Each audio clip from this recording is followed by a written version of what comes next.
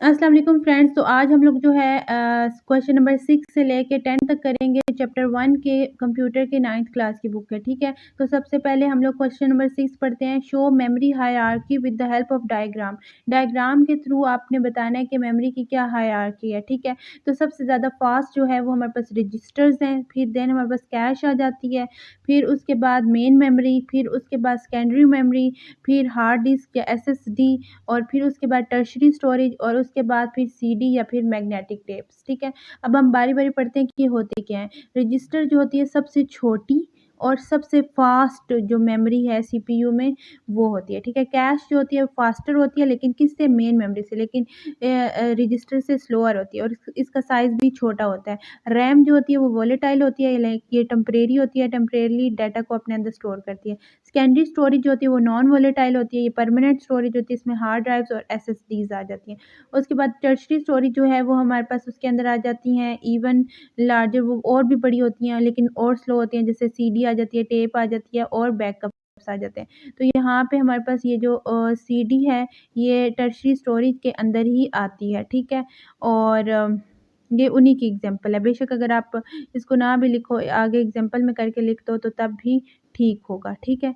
और उसके अलावा बच्चे अक्सर ये गलत करते हैं कि वो ये समझते हैं कि जो सीडी है और मैग्नेटिक टेप्स वो अलग से मेमोरी है, ठीक है। और यहाँ पे ये जो हार्ड डिस्क है ये सेकेंडरी स्टोरेज ही की एग्जांपल है, ठीक है। तो बेशक अगर आप ये एग्जांपल नहीं लिखना चाहते तो ना लिखो, लेकिन अगर लिखना चाहते हो तो फिर सेकेंडरी स्टोरेज वाले ही लेवल में लिखो। तो हमारे पास यहाँ पे टोटल कितने लेवल्स बन गए हैं? हमारे पास हैं registers, cache, main memory, secondary storage और टर्शरी स्टोरेज। नेक्स्ट हमारे पास क्वेश्चन है, why is the word size of a processor important? Processor के लिए वर्ड साइज़ क्यों इम्पोर्टेंट है? How does it affect the computer performance? Computer performance पे इसका क्या असर होता है? वर्ड साइज़ क्या होता है? Word size of a processor refers to the number of the bits it can process at once.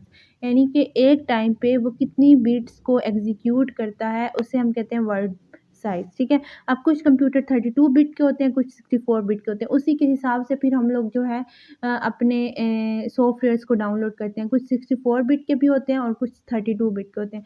तो वो हम अपने कंप्यूटर के हिसाब से करते हैं, ठीक है। तो एक टाइम पे 64 बिट्स जो एग्ज़ीक्यूट कर लेते हैं कंप्यूटर, वो 64 बिट उसका वर्ड साइज़ होता है, और एक टाइम पे जो 32 बिट एग्ज़ीक्यूट कर लेता है वो 32 बिट वर्ड साइज़ होता है उस कंप्यूटर का। उसके अलावा इसकी क्या अहमियत है, ठीक है, ये कैसे कंप्यूटर की परफ़ॉर्मेंस को, ज़ाहिर बात है जो 64 बिट वाला है वो फ़ास्ट करेगा, क्योंकि वो एक ही टाइम पे 64 बिट्स को जो है वो एग्ज़ीक्यूट कर रहा है, ठीक है। तो data handling, large word size, जितना वर्ड साइज़ ज़्यादा होगा सीपीयू उतनी तेज़ी से जो है उसके डाटा को हैंडल करेगा और परफ़ॉर्मेंस इम्प्रूव करेगा। मेमोरी एक्सेस क्या? It determines how much memory the CPU can address. यानी एक ही टाइम पे एक सीपीयू कितनी मेमोरी को एड्रेस कर सकता है। मिसाल के तौर पे 32 बिट जो होगा वो 4 जीबी रैम होती है उसके अंदर, और जो 64 बिट प्रोसेसर होता है वो इस 4 जीबी रैम से ज़्यादा को वो कर सकता है, एक्सेस कर सकता है, ठीक है। परफॉर्मेंस इसकी क्या होती है? जिसका लार्जर वर्ड साइज़ होता है उनकी डाटा प्रोसेसिंग जो होती है वो तेज़ होती है, ठीक है। और जिसके वर्ड साइज़ छोटा होता है उसकी डाटा प्रोसेसिंग स्लो होती है। तो गेमिंग और वीडियो एडिटिंग और मल्टीटास्किंग के लिए हमें वो ज़्यादा वर्ड साइज़ की जो है प्रोसेसर चाहिए होते हैं, ठीक है। और उसके बाद नेक्स्ट क्वेश्चन है वो हमारे पास है, व्हाट इज़ पाइपलाइनिंग? पाइपलाइनिंग क्या होती है and how does it improve the efficiency of CPU? CPU की जो एफिशिएंसी है ये कैसे इम्प्रूव करती है, ठीक है। तो पाइपलाइनिंग एक ऐसी टेक्नीक होती है मॉडर्न सीपीयू में वेयर मल्टीपल इंस्ट्रक्शन फेजेस, जिसके अंदर बहुत सारी इंस्ट्रक्शन फेजेस एक दूसरे के ओवरलैप होती है। जैसे कि डाटा को लेना उसे क्या कहते हैं? फेच करना। डाटा को फिर डिकोड करना, क्योंकि डाटा कोडेड फॉर्म में, तो उसे डिकोड करना फिर उसको एग्जीक्यूट करना, ये ओवरलैप्ड होती हैं। अब ये काम कैसे करती हैं ये बताते हैं। How it works, instructions are broken down into the stages, ठीक है। अब जो इंस्ट्रक्शन, जब हम कंप्यूटर को इंस्ट्रक्शन देते हैं, हम तो नहीं देते, जो हमारा प्रोग्राम लिखा होता है वो इंस्ट्रक्शन देता है, तो वो आगे जाके प्रोसेसर, ये पाइपलाइनिंग में क्या होता है कि इंस्ट्रक्शन को छोटे छोटे स्टेजेस में डिवाइड कर देते हैं, तोड़ देते हैं, और हर स्टेज को अलग अलग जो है वो एग्जीक्यूट करते हैं parallel for the different instruction. मतलब मुख्तलिफ इंस्ट्रक्शन के लिए हर स्टेज को पैरेलल, मतलब एक साथ ही जो है वो एग्जीक्यूट एग्जीक्यूट कर रहे होते हैं। मिसाल के तौर पे when one instruction is being decoded another being fetched. इसका मतलब ये है कि अगर एक टाइम पे अगर एक जो है वो डिकोड हो रही है इंस्ट्रक्शन, तो दूसरी फेच हो रही होगी, यानी कि एक ही टाइम पे 2 इंस्ट्रक्शन के ऊपर काम चल रहा होगा, ठीक है। अब इससे क्या होगी, एफिशिएंसी इंक्रीज़ होगी, ठीक है। Increase throughput by allowing the CPU to work on multiple instruction simultaneously.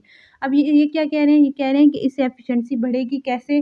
क्योंकि एक ही टाइम पे 2 इंस्ट्रक्शन के ऊपर जो है 2 या 2 से ज़्यादा इंस्ट्रक्शन के ऊपर काम चल रहा होगा, तो इस तरह क्या होगा कि एक साथ ही काफ़ी सारी इंस्ट्रक्शन एग्जीक्यूट हो जाएँगी, ठीक है। तो इससे क्या होगा कि सीपीयू का आइडल टाइम कम हो जाएगा और उसकी परफ़ॉर्मेंस और ज़्यादा बेहतर हो जाएगी, ठीक है। तो पाइपलाइनिंग की टेक्नीक परफ़ॉर्मेंस को इम्प्रूव करने के लिए और स्पीड को बढ़ाने के लिए यूज़ की जाती है। अब उसके बाद हमारे पास नेक्स्ट क्वेश्चन है, 9th क्वेश्चन।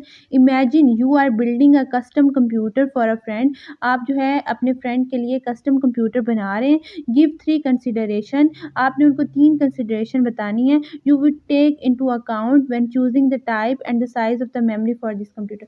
ठीक है, उसने आपसे एक ना कंप्यूटर कस्टम कंप्यूटर बनवाना है आपके दोस्त ने, और आपने जो है उसे दे बताना है कि कौन-सी टाइप और साइज़ की आपको मेमोरी चाहिए।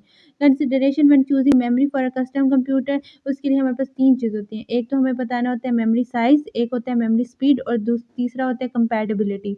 Consider the type of the task the computer will perform, जैसे कि गेमिंग और मल्टीटास्किंग के लिए जो हमारे पास कंप्यूटर अगर आपके दोस्त ने गेमिंग करनी है या फिर बहुत सारे मल्टीटास्किंग करनी है, लाइक वीडियो एडिटिंग करनी है, तो उसके लिए उसका मेमोरी साइज़ जो होगा वो एटलीस्ट 16 जीबी होनी चाहिए रैम, ठीक है, उसको लाज़मी ज़रूरत होगी।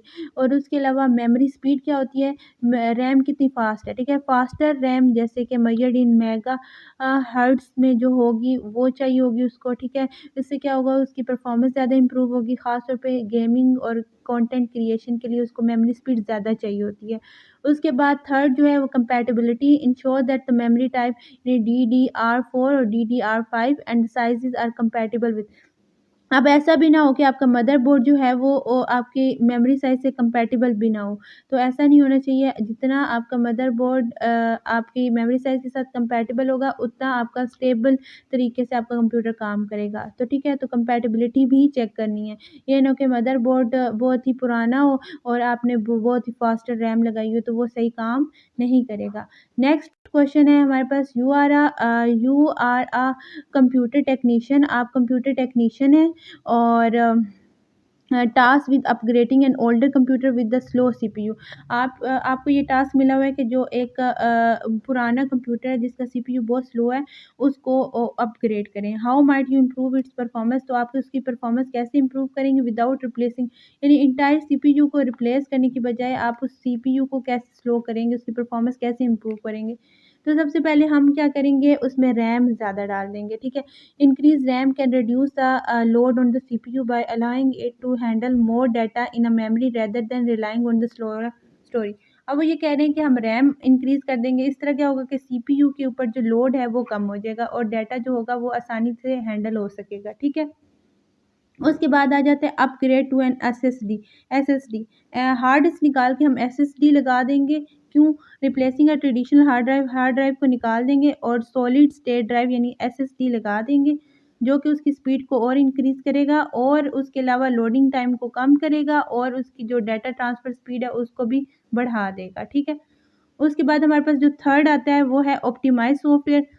सॉफ्टवेयर को ऑप्टिमाइज़ करेंगे, जैसे कि अननेसेसरी जो ज़रूरत नहीं है ऐसे प्रोग्राम्स को अनइंस्टॉल कर देंगे, बैकग्राउंड प्रोसेसेस को डिसेबल कर देंगे और उसके अलावा ऑपरेटिंग सिस्टम को जो है अप टू डेट कर देंगे ताकि एफिशिएंसी बेटर हो सके।